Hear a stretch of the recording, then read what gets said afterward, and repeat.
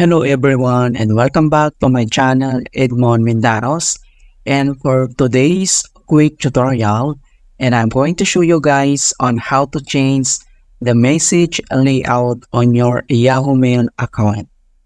And without further ado, and let's go ahead. So all you have to do is to open up on any browser like Microsoft Edge, Mozilla Firefox, and Chrome browser to log in your account. So okay lang kahit ano yung browser na gamitin mo. And log in your Yahoo Mail account. Okay? So open lang natin ang ating Chrome web browser. And once nakapag-login ka na, ganito yung makikita mo, itong Yahoo homepage. And dito lang sa upper right side, you can see the Yahoo Mail icon. So just tap on it. At madadirect tayo dito sa ating Yahoo Mail inbox. Okay, ito siya. So, kung paano ba natin i-change yung message layout in Yahoo Mail.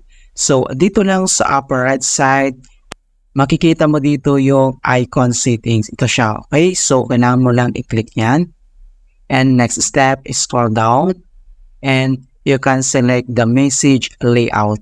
So, dito sa message layout, we have three options. So, you can choose list, right, or button. Okay, so for example, this list, and then pwede mong i-select dito yung right. And then ito na siya. So, ito yung Yahoo Mail.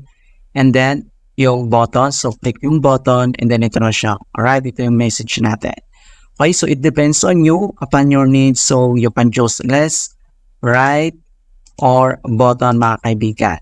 Okay, so select mo lang siya, ganyan.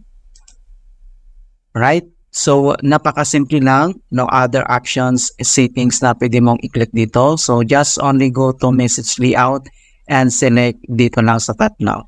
Okay, so ganun lang po kasimple on how to change message layout in Yahoo Mail.